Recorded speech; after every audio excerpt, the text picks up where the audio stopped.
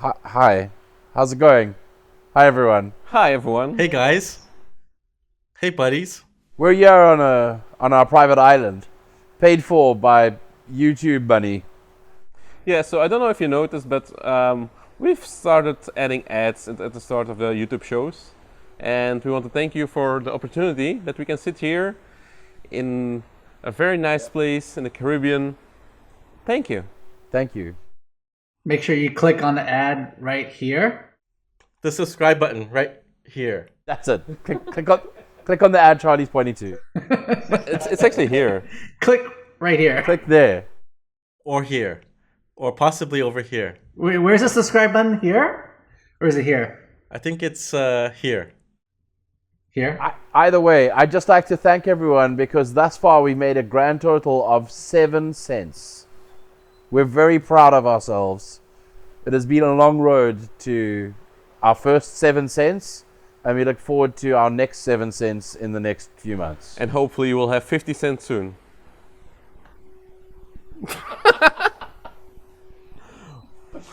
Let's start the show. Magical crypto. The best thing to do is simply to hodl. What's a young pony to do in a sea of shady ICOs? A lion's courage can light up even the darkest of shadows. Unlike the corporate suits, the whale panda is wise. A chicken dreams about the moon while soaring in the skies. As Bitcoin sees new all-time highs. Magical crypto. All around me I see big blockheads. Magical crypto. The best thing to do is simply to hodl. We'll always buy the dip, and we'll always be the best of the rest.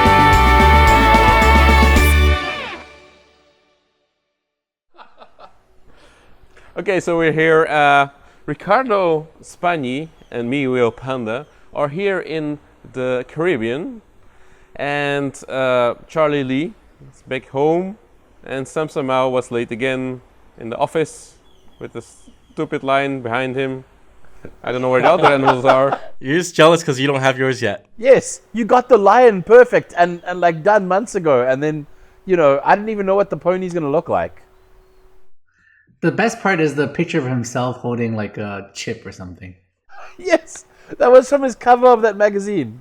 I actually know. had him sign the magazine and mail it to me. I'll send you one.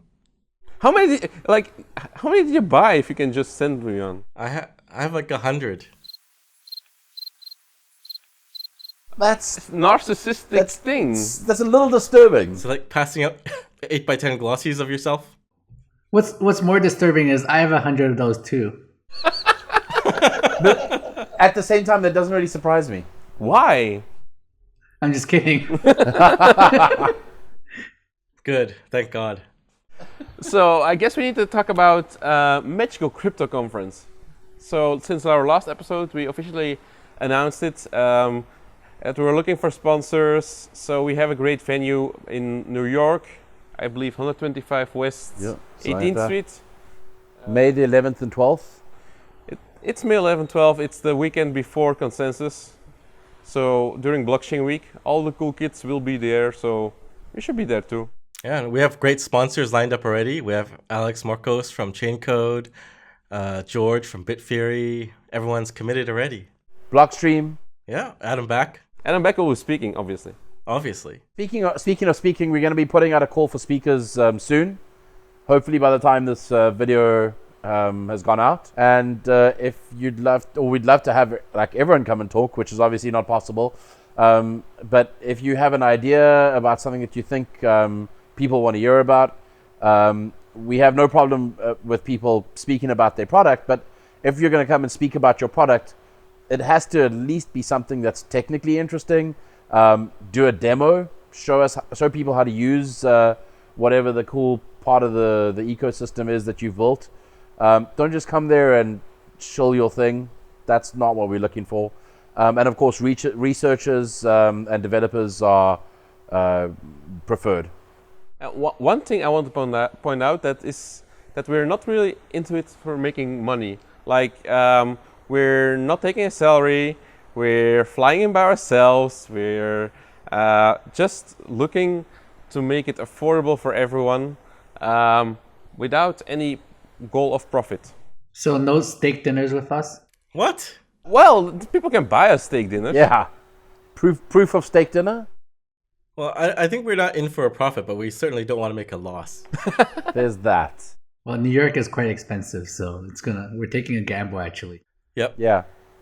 We've tried our best to make this cool and affordable, and yet it's New York, which is the trick. So I think there were some questions about what we're going to spend the money on, and really like the budget we came up with, it's like a lot of it's just on the venue, on audio video, and just labor and just stuff. Like everything's really expensive in New York. And we're tied into a lot of things. So like you find a venue that's very expensive, or even a venue that's more affordable, like we found, and then they're like, okay, well, this is the only AV outfit that you can use, and internet can only be done this way through our ISP. And that's frustrating, but it's the constraints that the venue puts in place. Yeah, there's lots of kickbacks going around. Everyone's putting money into each other's pockets. It's like an ICO, but for a conference. It's just scammers scamming scammers in every industry now. I give up. Yeah. Let's move on to the next topic. So, since the last episode, Grin launched, and surprisingly, a lot of Bitcoin maximalists are supporting Grin. And apparently some Bitcoin, it's very frustrating for Bitcoin extremists that Bitcoin maximalists are supporting Grin. Because Bitcoin maximalists should never support anything. In fact, even supporting Bitcoin is, you're pushing the boundaries. I think Mimblewimble technology is actually pretty cool. So when I first heard about it, it seems like a good way to get both privacy and scaling, and privacy that doesn't make scaling hard or much worse, which is very cool. So I'm happy to see where this technology goes. So Samson, last time you said you were even considering mining Grin. Are you mining Grin? No, I didn't get around to it. I actually did. I did some CPU mining of Grin. I got I think 0.04 Grin. Nice. And the transaction fees to withdraw from the pool is 0.01. So it's gonna hurt a lot to withdraw my 4 cents or however many cents it is. But what's like really surprising is like you hear about like VCs putting in like $100 million in mining hardware to mine Grin from the start. It's like it's all about making money. There's like, as a regular user, you can't really mine anything. I mean, those SPVs and so on that they've set up are geared around the greater fool theory, right? Because if you look at Grin's economic design, it's clearly designed to be currency. It's designed to have this crushing inflation so that you're forced to spend it. So hodling is not really part of the economic design. So they're throwing money at it because they know that there's going to be hype, and that the moms and the pops who eventually go in to buy it will buy it at like some ridiculous price, and they'll make money.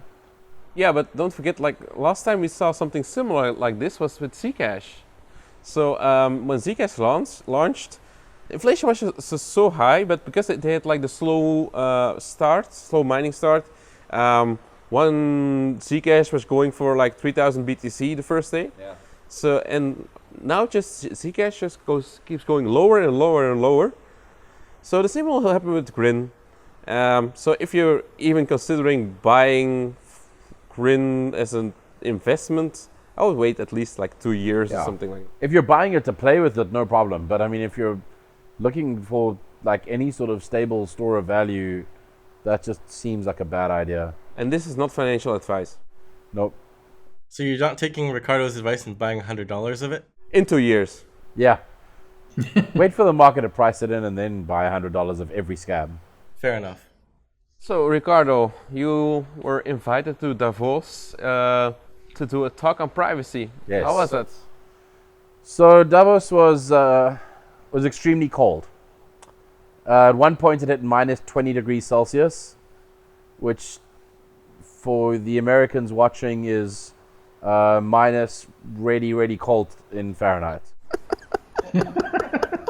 I don't know. I can't do temperature conversions in my head, but it was cold. Okay, it was that cold. It's so cold. That's not very cold. I mean, this is cold. This is very cold.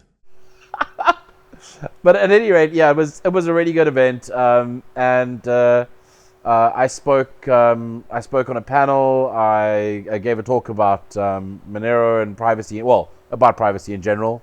It's minus 4 degrees Fahrenheit. That's really cold. I don't know what they were thinking, having this World Economic Forum thing in like the middle of the Alps. It's crazy. During winter, yeah. And I went. One thing that was cool is I did go up into the mountain and have barley soup amidst the skiers, and that was kind of the highlight of the event for me. Did you ski? No. I value living too much. So were you just like rubbing shoulders with the bankers? The bankers and of course Princess Tessie from Luxembourg. You know, gotta rub shoulders with royalty whilst you're there. Mm-hmm. What was your talk about? It was about privacy. So the talk that I gave was about a framework for evaluating privacy enhancing cryptocurrencies. And I sort of gave the 5 pillars that I think are useful for evaluating privacy enhancing cryptocurrencies. So do they hide where transactions going to? Do they hide where a transaction is coming from? Do they hide the transaction amount? Do they hide the originating IP address? And do they have mandatory privacy to maximize the privacy set? And obviously I then spoke a little bit about how Monero does this, where Monero's privacy is weakest, so in hiding where the transaction is coming from. And then I showed a little table rather, showing how this can be applied to other privacy enhancing cryptocurrencies. Then spoke a little bit about ideology and the ideology behind developing privacy enhancing technology. So was this a blockchain conference or was it a banking conference? There were multiple conferences on the go during World Economic Forum. There's a large blockchain contingent that goes there. So Consensus had an entire section on the promenade. Who else did? Consensus. So they fired a bunch of people so that they could afford the Davos. Okay. Yes, so that they could afford the little restaurant in Davos that they took over, or whatever it was, the gift shop. I didn't go in because I didn't want to use up any of their money. I felt if I went in and had some of the food that I might put them further towards bankruptcy. Every hamburger you eat there is like one person fired. Yeah, exactly.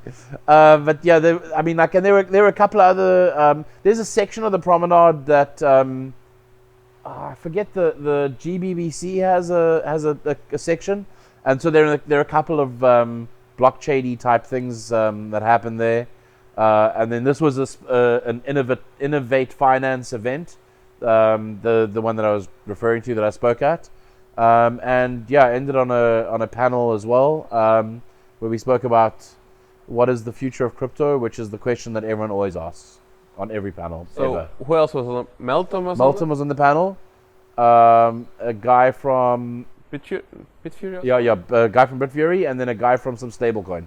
You want to chill which stablecoin? I can't even remember. There are so many now. There's so many. There's like 5.5 million stablecoins. And I can't tell one apart from the other. Are you invested in any stable coins? That just like investing in them seems like the wrong move. It's like the exact opposite of what you want an asset to do. It's like, oh, here's my money. Please don't go up ever. It can only go down, right? There's no upside. Someone told me this weekend, I cannot say who, that Tether was the best investment of 2018, which is true. Which is scary, but true. You would have been better off buying Tether and holding it. Sorry, XRP army. It's true though. Tether was like the best performing for some weeks. I remember some analysts put out an article saying this cryptocurrency went up like 5%. Everything else is down. Really showing their deep understanding of Tether. So, going from Monero, we can go right to Charlie with confidential transactions.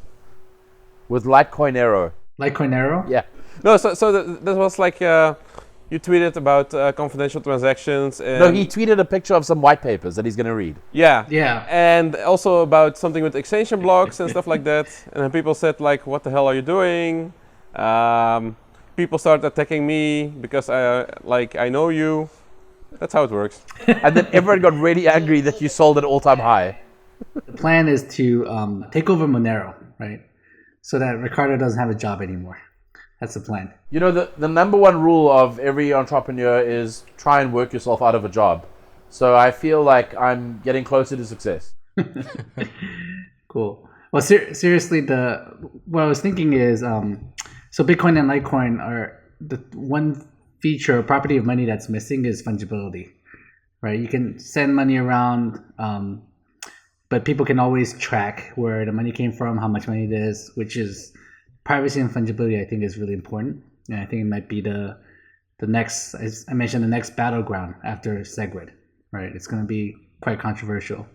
So one thing I want to add to Litecoin is just more fungibility, and confidential transactions seems like the right thing to do. So Charlie, are you then trying to put the fun in fungibility? Yes, definitely, because Gibility isn't really fun. Gibility needs more fun. Correct. Does this Gibility bring you joy? Not until you add fun to it. I think we should explain what fungibility means. I have no clue what fungibility means. Just kidding.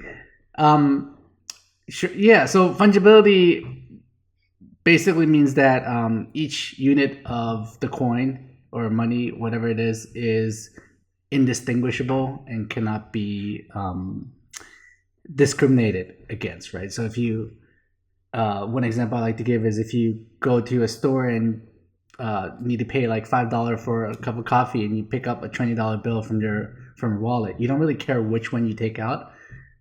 They're exactly the same to the recipient.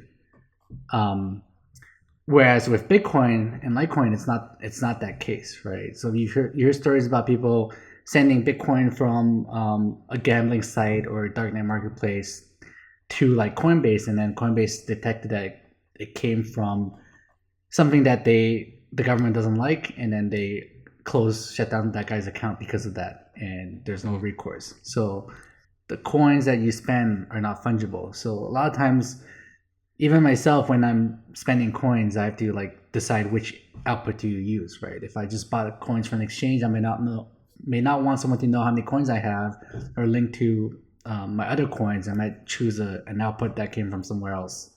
And that's just not a very good way, not very good money when you have to do that. So something like confidential transaction will help, right? It will make amounts blinded, so you don't know how much you're spending. People won't be able to see how many coins you're actually spending. So that helps a lot with privacy, but it's not a perfect solution. Like you need some route privacy also, so you can't track coins. Yeah, the whole idea of taint also comes into play. So the idea that some coins are dirty, some are clean, because some might have been used for, on Silk Road or whatever. So they're dirty coins, and some coins are cleaner. So you might want virgin coins, like straight off the Coinbase from mining, or maybe one hop away from a mining pool's wallet or something like that. But having this kind of differentiation between different coins, at least theoretically, is bad for the ecosystem, because then your money is not sound money. It's not really good. So one interesting thing that came up after you tweeted about it, people were telling me like, do you still support Charlie? Because like once confidential transactions come in and you have mandatory, not opt-in confidential transactions, everyone's going to abandon Bitcoin because no institutions will want to have confidential transactions, and no one's going to put any money in it anymore. The price is going to crash, and it's all because of Charlie, and because I don't say anything about, like, I don't call Charlie out on it. So doesn't that make the assumption that Litecoin's success is because it's traceable? Yes. That's so weird. And Bitcoin's success. Yeah. I never this blows my mind. Every time I hear it. The fact of the matter is you can have a fair degree of privacy with Bitcoin if you know how, if you spend the money, if you have a relationship with a miner. And so it's not like you can't have any sense of privacy with Bitcoin. It's just really difficult. And so Bitcoin's success is despite that. You know, like it's despite the fact that there is privacy available and that the privacy enhancing stuff is only going to increase. So the idea is that they're fine with it being on layer 2, but they want to keep layer 1 clean for institutional investors and stuff like that. I can't argue with stupidity like that. Yeah, I mean that's why I believe this is. There's a lot of controversy around it, right? Some people want cryptocurrency to be kind of outside the law, right? To be sound money, right? Irrespective of what the government thinks. And some people think that the only reason why Bitcoin is successful is because it's trackable, and I think the truth is somewhere in between. So, kind of try to figure out where that is. Yeah, but like Satoshi made it this way. It's Satoshi's vision. This is actually Satoshi's vision. His vision is that it should be traceable. Yeah, of course. He made the blockchain. He made the ledger open. Yeah, you could argue that. I'm pretty sure some people will try to argue that, but I think it's a flaw. Well, yeah, no, I'm of course joking, but like they literally told me that. It's hard to tell because a lot of people do think that. Yeah, some people will think that. Yeah, of course. Some people will say, "Oh no, he wanted it that way." It's really difficult to argue this point with people. I will concede one thing. I think that Bitcoin has gotten where it has gotten because governments and financial institutions feel a sense of ease that they can track it. And that is something that has to change. Yep, I agree. I think so too. But Ricardo, you're right though, because if, like for example, Monero right now is having a hard time getting exchanges to list it, getting companies to support it because of the like super private kind of the privacy reason, right? So, for example, like Fortnite decided not to support Monero probably because of that, and the controversy behind it. So, I think if Bitcoin came out, if Satoshi came out with Bitcoin being like fully private, it may take a lot longer than it has to get to where we are today. But I think moving forward, privacy and fungibility is quite important for good sound money. And I think we need to strive towards that. Well, I think if we don't, then we're basically just enabling surveillance on a mass scale. I agree. I think being able to trace things on the blockchain is like a crutch, and financial surveillance is kind of a crutch for law enforcement, right? You can either go after the bad guys or you can monitor everyone's money. But no matter what, it's not a sustainable model. You can't expect to monitor all these transactions and expect that there's no cost and no overhead. I mean, to open up a normal bank account, like not talking about crypto at all, just a regular bank account is hard these days because they want to KYC and check everything. And that's not a model that's scalable to onboard people into the banking system, right? Eventually, no one's going to be able to have a bank account because the KYC and compliance costs outweigh the benefit they gain from having a deposit. So we're now at the Satoshi Roundtable, and the one thing that did came out of the Satoshi Roundtable, like everyone came together and they decided that they will start implementing AML on the base layer. Yeah, because it's after Dash partnered with CoinFirm and they started implementing AML KYC, we figured that, everyone should do it because it's such a good example of how to do things. Sounds good. I can't tell if you're joking or if you're serious. Okay, so now we're going to go over some topics that came up here. Hardware security. So there was a big discussion about the use of secure elements. But actually, we came to the conclusion that you can make secure elements, but like the most fundamental or the least secure thing in the most secure setup is still the backup. Yeah. Like you can have like the best hardware you want, the backup of it will always be like the weakest point. Yeah, and unfortunately, people are not everyone obviously, but in crypto they've gotten used to like, oh, I'm just going to write down these 25 words, and then I'm just going to put that in my safe or in my jewelry box or whatever, and like that's a single point of failure, but it's also a single point of like, you know, how to get all your money. So you're saying it's bad? I mean, I think that we can do better. So it's people need to educate themselves on what they can do in order to protect their backup. So things like password encrypted mnemonics, so which is BIP39. It's a standard. It allows you to still have those 25 words, but over and above the 25 words, you can have a password. And that password is the thing that then decrypts your private key. The trick, of course, is to use a password that you'll remember, because if you write down the password, then you're going back to the same problem. What if you die? Yeah, and so there's the what if you die problem. But there's combinations, or there's things that you can do when you've got the second factor of authentication. So as an example, you can take your 25 words, stick them in your safe, take the password, stick it in someone else's safe, give it to a trusted friend, one of your parents, even your lawyer, if you have a good relationship with them. And this sort of like my lawyer can steal my money vibe is not new. There are people whose lawyers have access to millions and sometimes billions of dollars, and they're paid really well, and they work as lawyers knowing that they have access to that, and their job is to secure and defend that. So you can still have a what if I die scenario whilst keeping your money in cold storage or at least keeping your backups in cold storage.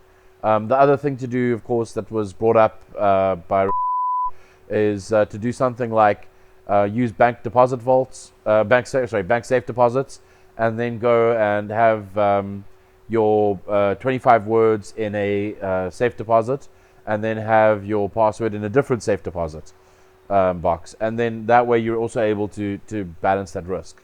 I was just going to say, like, your example about the lawyer being trusted with billions of dollars is a little bit different. They're not being trusted with billions in bearer assets. They're probably being trusted to handle dollars in a bank account. A password for your mnemonic doesn't give him access to the mnemonic. He doesn't have the bearer asset. He needs to break into your house, steal that, and then use the password. Yeah, so let's give an example. So Charlie, how are you set up? Yeah, how do you protect your private keys, Charlie? I don't have any coins, so. Me either. I'm a no coiner. Mine are at the bottom of Lake Chinota in. I thought it was a Mariana Trench. The Mariana Trench. It's at the bottom of the Mariana Trench. You'll find several Ledger Nano S's there, tied to a heavy rock, which was an unfortunate part of the boating accident because we had a bag of rocks around. But you're right, though. I think we do need better solutions for how people store their coins. I think like a company like Casa is doing some interesting things with helping people store their coins in a very safe way that can also be they'll also survive something happening to you, right? I think that's really important. A lot of people, I mean, just look at the recent news about the Quadriga CEO dying and taking like $190 million with him to the grave, right? Wait. Dying. Allegedly, right? Allegedly. See? And they say you can't take it with you when you die, but you can. You can take it all with you. Yes. Oh, man. You can check out anytime you want. Yeah, I mean, that's crazy, right? If you believe that story that the CEO is the only person that has access to the private keys of $190 million worth of customer funds. See, this is why Bitcoin is so great. You can actually take it with you when you die. You can't take gold with you when you die, or silver with you when you die. You can be like the pharaohs, that were buried with their treasures. Yeah, but you see, people loot them later on, but no one can loot your stuff if you have the private keys and you die with Bitcoin. Until we do a hard fork to take that money back. Yes, True. That's totally not going to be contentious. No, I mean, Ethereum did it, so. Bitcoin can do it too. Yeah, Ethereum's hard fork that they were supposed to do, that they are going to do, that they still haven't done, that they were going to do. Would their hard fork also give the money that's stuck in the parity multi-sig wallets back to people? Or is that still, I assume that's contentious, right? Is that happening or not? It's still locked up, I think. That's still locked up. They don't want to do it because like they already built them out once. It's like we're not going to build out Gavin again. Sets a bad precedence. Yeah. Yeah. Doing it 5 times, that's a bad precedent. Ethereum on the brink of second bailout for Gavin. I think I almost literally tweeted that at some point. Oh god, it's so bad. It's so bad. Other news that came from the roundtable was Wayne tweeted that some people were discussing an inflation rate for when the Bitcoin subsidies, like the Transaction fees. block Block reward and block the transac- rewards yeah. were too low and the transaction fees wouldn't suffice. Yeah. To have like fixed inflation rates of a random number like 1% or something per year, and that really took off. But I think it's very important to know that there were like 40. Apparently, it was discussed in 2 groups. In the one group that I was in, there were like 40 people sitting there, and it was one person who talked about it. And the fact that Wayne tweeted about it made it sound like it was like discussed here as a serious potential fork, which it really wasn't. I think maybe that comes from, or the reaction on Twitter comes from people thinking that the Satoshi Roundtable is like some sort of forum where people get together and make decisions about Bitcoin's future, which it isn't.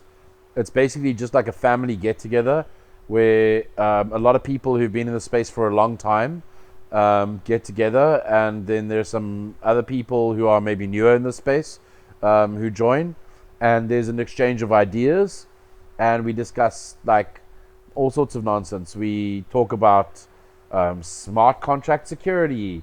We talk about hardware wallets. We Security talk about tokens. So it's security a lot tokens. about security Yeah. tokens this we, year. We talk about regulation.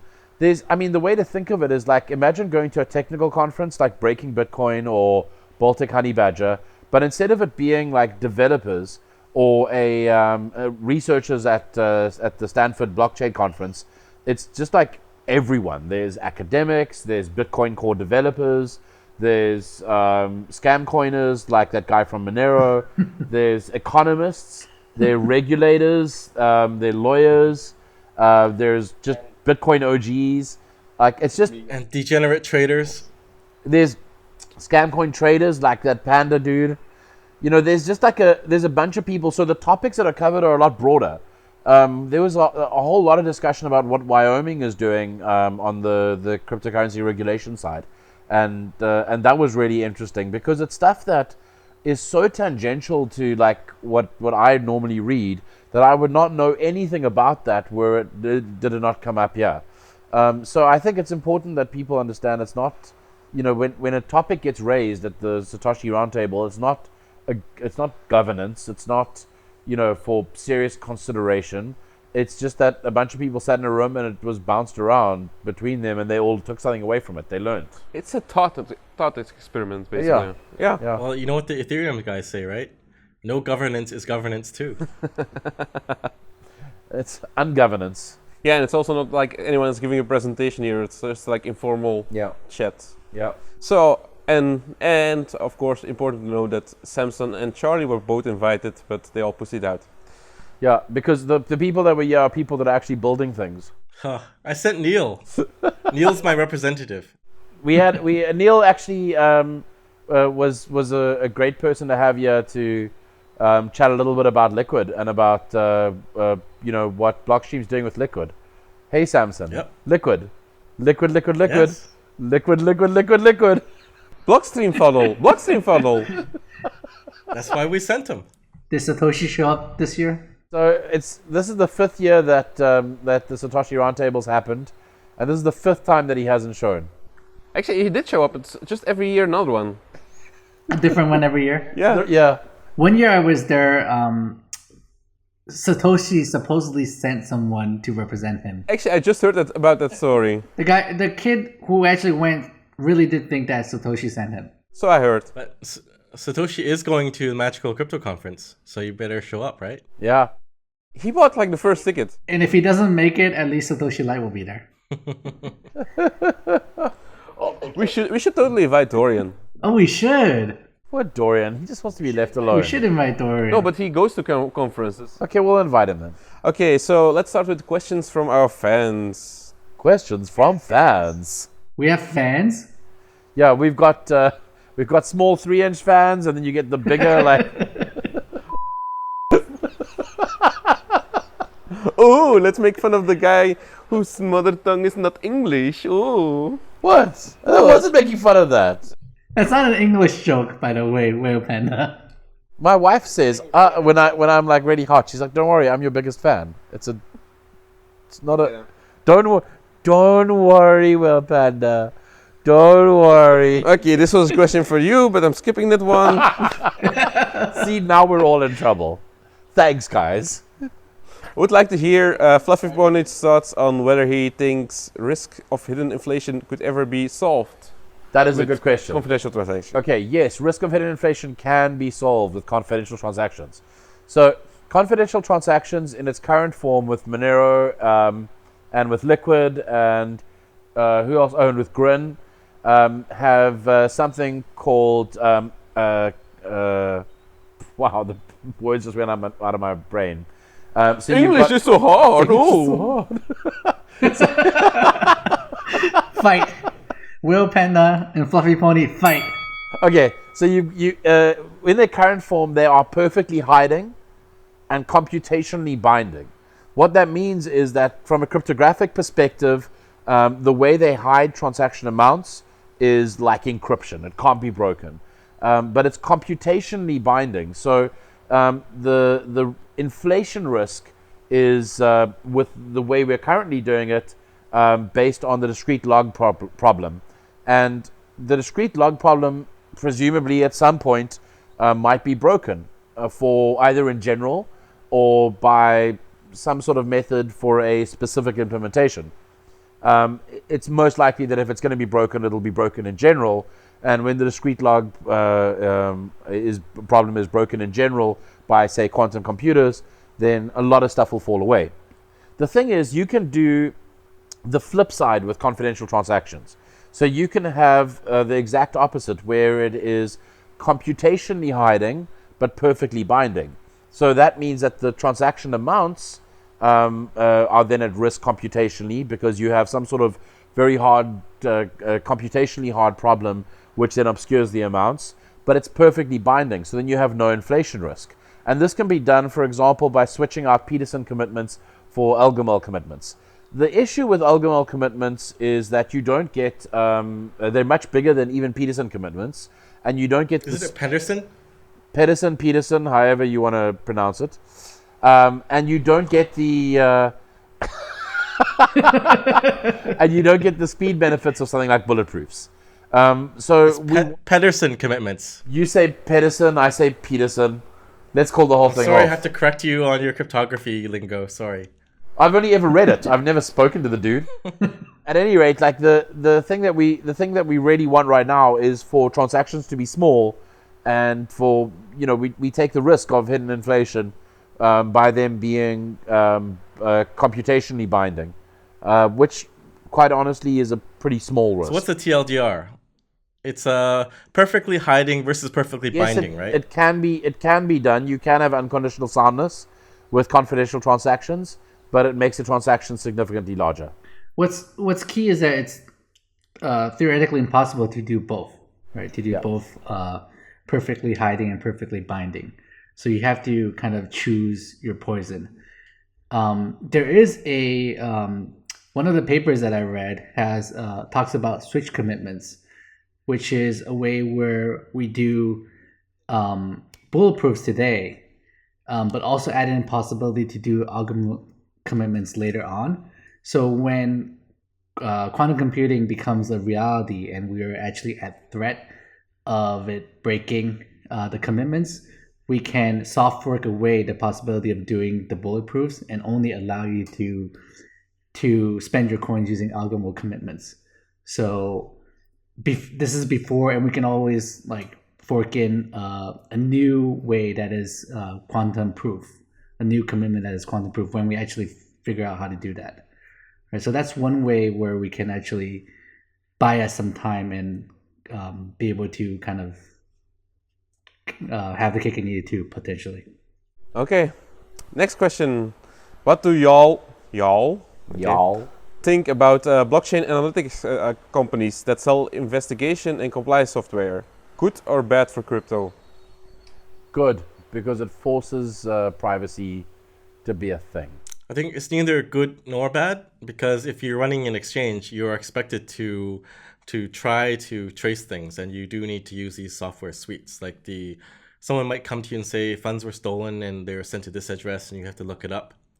And I agree with Ricardo too, because it's like the blockchains are an open book, and people can build software to read that open book. So we shouldn't be complaining about it.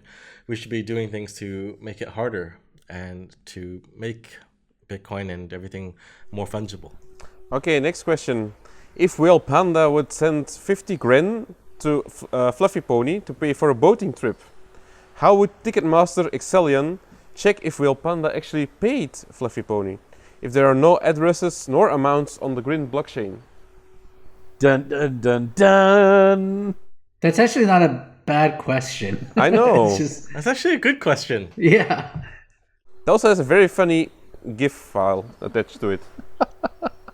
See, if you were doing that, if it was a liquid transaction, you could provide me with the blinding key and I could check it. But I'm really not sure how you would do that on Grin to allow a third party to audit, if it's even possible. You can provide the transaction kernel. I mean, there are presumably archival nodes that are storing transaction data, so it's not like your transaction disappears forever. It's also why which decentralized exchange it was that stopped letting people trade in Grin, because there's too much fraud going on. They can't prove transactions are actually happening. Yeah, that was on Bisq, I believe. Yeah, it was Bisq. Actually, another good question. Is it unbank the banked or bank the unbanked? That's a good question. What if it's unbanked the unbanked? I think it's both. I think the banking system now is going to... It's not going to bank anybody, just because I talked about, like I talked about before, it's getting harder and harder for the average average Joe to open up a bank account, right? So crypto is going to bank the unbanked, just because it's the only way to store your funds and move them around. And I think it's just going to be harder and harder for people to get a bank account. So it's a bit of both ways. Ironically, the Magical Crypto Corporation is trying our best to find a bank to bank us, And it's not easy, right? because we can't do much unless we have a bank.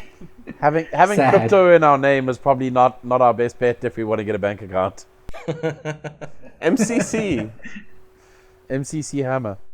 So, someone else? I would like to know what stake has to do with Bitcoin. That's a very good question. So, should we go into a technical discussion about proof of stake? Wait. Which stake? Like the STEAK or AKE? The meat. It has nothing to do with Bitcoin. So I was thinking about the stake where you kill a vampire, right? So the banks are the vampires, and Bitcoin is the stake that will kill them, and then Litecoin is the silver bullet. Oh, good connection. Monero is garlic. No, Tor is garlic. Okay. Like one more real question. Your take on reducing the block size, like what Luke has been advocating for. Not a big fan. I think that there's a need for a strong base layer, but I don't think that necessarily means that things need to go crazy and we need to have like tiny blocks and then just sort of peg everything into that. Yeah. So one thing about Luke is that he's really smart. Like he's right that like small blocks are better for decentralization, but he sees everything as black or white, and sometimes you have a gray area, sometimes light gray, sometimes dark gray, but I mean, there are trade-offs, so it's hard to say. It's hard for anyone to say where's the perfect trade-off, right? I think what we have right now works pretty well, and we'll cross that bridge when we get there in the future. But how come Whale Panda is the one saying that things are not black and white? Because pandas are black and white. But whales aren't, so That was a terrible joke. No? Okay. So I actually think that the blocks are too big right now. If you're actually a miner, you would not have wanted SegWit, not because of the FUD about SegWit, but just because you would have bigger blocks. And if you're a smart miner, you also would not have wanted blocks to get bigger too, because then you're making less money off of the fees. So I think I honestly can't figure out why the miners and like Bitmain and everyone were advocating for bigger blocks, because now they're making so much less money off of fees than they could have been making. yeah, So, it makes no sense to me either. Yeah. Like they were making so much money when the blocks were small I and the know. fees were high. it's just like the guys that are talking about economic illiterates are just like shooting themselves in the foot for bigger blocks. Maybe their theory was that the fees were going to stay the same, but there would just be more transactions. That's not how it works, though. I know. That's like just illiterate in everything if you think that's the case. I know. But to answer the question, I think we should have smaller blocks, but I don't really see us getting them. And the only way would be like miners want a soft fork in a cap. And I don't think there's anyone strong enough to make a coordinated attempt to do that right now. yeah, because reducing the size can be done with the soft fork, and increasing is hard fork. Yeah. What's the name of the boat that Fluffy Pony lost his keys on? Can't remember. If you go to the bottom of the Marianas Trench, you'll find it there. I think people are doubting your story, Fluffy Pony. That's I get the feeling ridiculous. that people don't believe you. That's ridiculous. Why would anyone doubt that story? There's even that little like little video clip going around of me on the boat, and there's like then the boat goes sideways, and then we all get And thrown then the off. people are like Yeah. smashing back and forth. Yeah, Yeah. that was obviously you. That's obviously me. I mean, like, why would anyone doubt that? There's some question about Gotenas. Gotenas and how Bitcoin transactions can be broadcast through the mesh network offline. I mean, You need one person on the mesh network to have an uplink. yeah, obviously. What are you talking about again? I can't Go understand tenor. the word you said.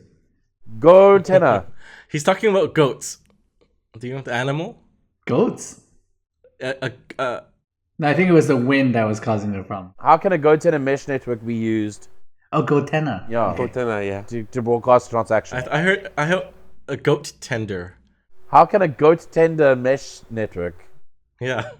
Makes way more sense. Yeah, Gotena is actually pretty cool, right? Yeah. A mesh network where you can it's pretty cool. But look, you can cache the transaction on edge nodes, but like someone still needs to have an internet connection or a Blockstream satellite upstream connection Sure. to broadcast it. Yeah, of course. That's it, actually. We have one last question. Is it going to rain today? Nope. Probably not. It's actually raining here. So the answer is yes and no. It was snowing this morning. Yes, it was snowing here too. Oh, it's so the cold. snow. Oh. Okay, thank you for watching. And that's the end of the show. Bye. Later. All right. Bye.